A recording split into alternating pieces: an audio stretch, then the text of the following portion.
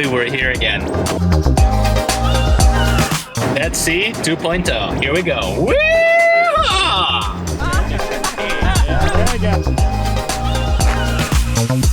This time we are in Ein Bokek, the resort district by the Dead Sea. It is home to the main beach of the Dead Sea in Israel, and it happens to be, in our opinion, the most beautiful one of all of them. I think we should go up there. But more than that, just across the road is a beautiful hiking path along the natural springs and ancient ruins. Oh, Julie! So join us this episode as we explore this wonderful place on the shores of the Dead Sea. Romeo! Romeo! Romeo!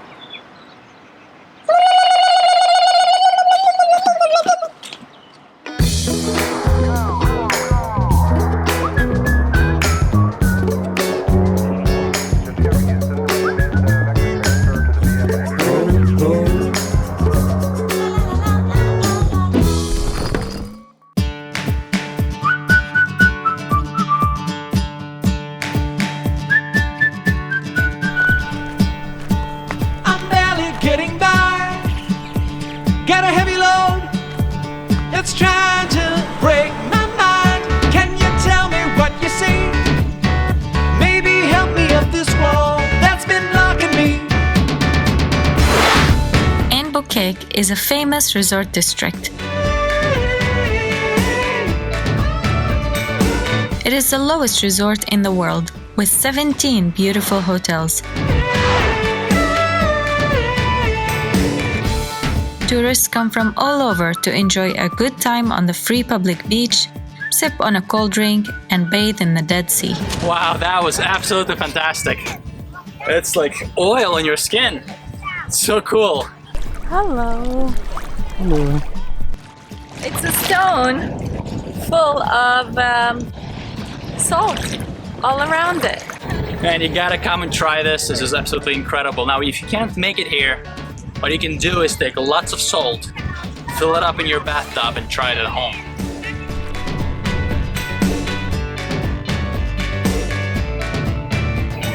I don't know how much salt you would need, but probably a lot.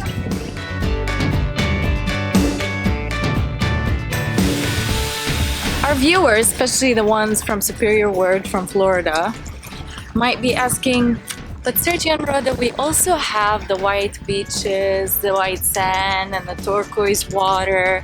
So we have it. And true, they do, and it's beautiful. But whenever you swim in Florida, you think about a few things. Shark bites, stingrays, things crawling up on you or swimming up on you. Here, everything is dead. You don't think about that at all. Dead.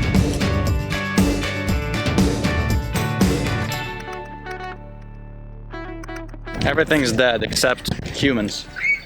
Yeah. Oh my goodness. That's evil. Oh, your neck is really salty. Ew, It's gross. hurting my lips. Oh! Wow, the salt concentration here is insane. Wow! Oh, it's so salty, it's bitter. My tongue is confused from the salt level. It thinks it's bitter. Can't believe you did that. Beside the hotels and the beaches, this place has the lowest mall in the world, with a couple of fast food restaurants, a few souvenir shops, and a convenience store.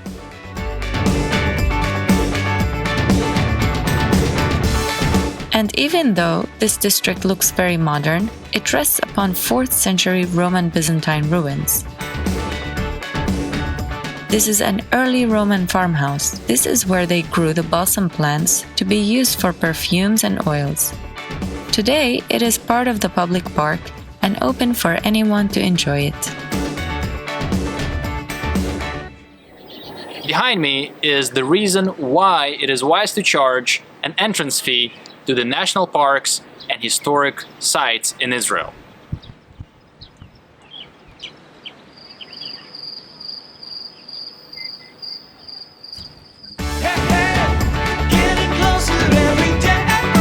The ruins extend outside of the district, across the main road, where you can take a hike, starting at the Roman aqueduct and water storage chambers.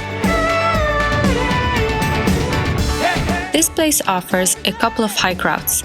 The first route is to go alongside the spring, between the mountains on an easy path, under the shadow of the trees.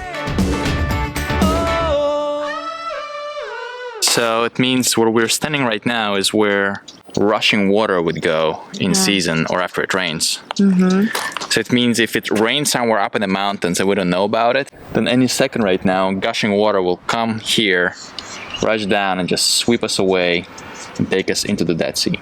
That's definitely not gonna happen. Well, I shouldn't say definitely. Or we have the second route, which takes you on a steep mountain incline with crumbling rocks under the scorching sun. So, after considering our options, for obvious and most logical reasons, just like all normal and sane people, we chose the steep incline. This hike is not for the faint-hearted, tell you that much. Which is me. Oh.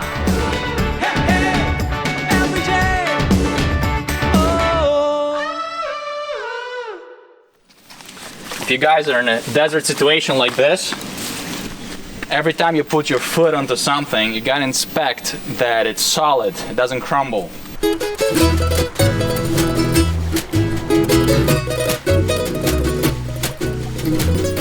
And so first, let's say right here, I'm gonna hold this. You see it's kind of not solid, so I'm gonna find a solid spot. Test it first before you put all your weight on it. So I put my foot, I'm testing it. Is it solid? Yeah, now I can go there. Now this. That was a tough hike. You know what it's time for? Cool down. Whew. Is it solid? Yes, and it's not slippery. Good. And I'm already thinking of the next step. Probably put my foot right here. There are some rocks here. They're sharp, so I'm gonna hold my foot.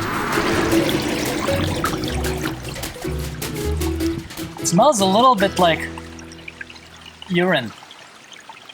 Just a little bit. There you go.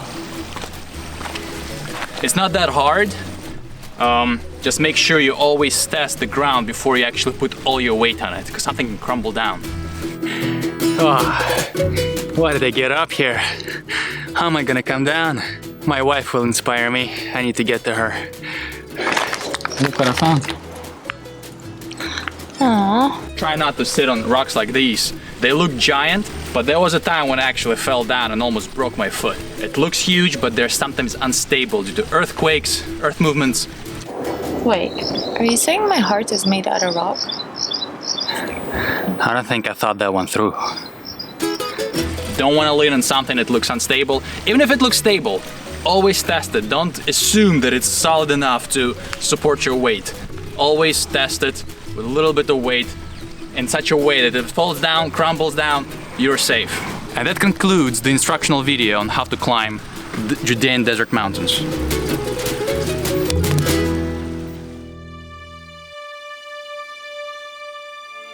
At the time when we made this hike, we knew very little about the ruins that are on top of this mountain.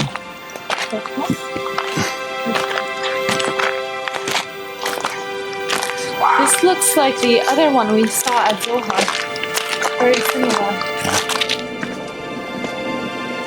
After a little research, we found out that it is a fortress originally built in the 4th century by Saint Augustine during the Roman Byzantine time.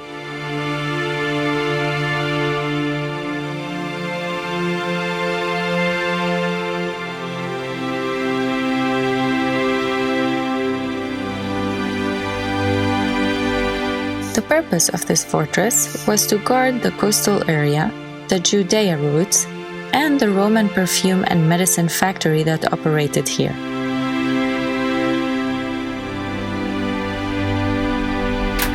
This fortress was excavated in 1968 by no other than the late Professor Mordechai Gihon, a Russian Jew who was born in Germany and escaped the Nazis by immigrating to Eretz Israel in 1934. Mordechai Gihon did not waste any time, as shortly after his arrival, he went to study archaeology in the University of Jerusalem. In the 60s, he founded the archaeology department in Tel Aviv University, where he became a professor. And later in life, he taught in the Oxford University and was one of the authors of the Dead Sea Scrolls Encyclopedia. But if all this is not enough, he also happens to be one of the founders of the Israeli Field Intelligence Force and the Supreme Intelligence School.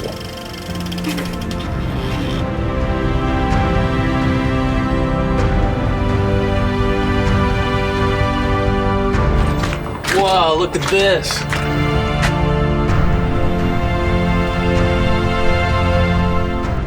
These door sizes are not big enough for you.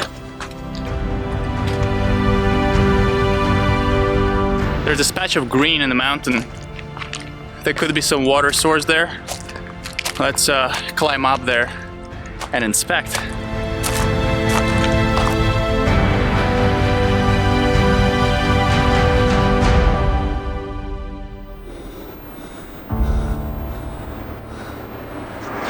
Let's go to the palm tree. Maybe we can find some water. That would be nice to dive in. I see over there like sand. And I hear something.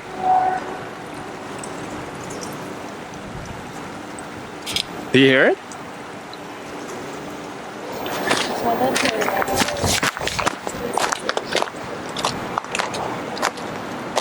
Point. Be careful, don't. The ground is hollow underneath you. Whoa, yeah. Yeah, don't go there. I think this is fresh water that was there, and the ground started cracking right under my feet. You see how hollow it is? That could be very dangerous. Very dangerous. We better go where the rocks are. You know, it's also possible that there's water stream under the ground, but not too deep. That would explain this palm tree and this green bushes in the middle of this desert place. That means that if there's a water streaming under there and not too deep down, there's like a tunnel, and the top layer dried up, making it look like just soil. But once you step on it, you can fall through. So it can be quite dangerous. Let's not go there.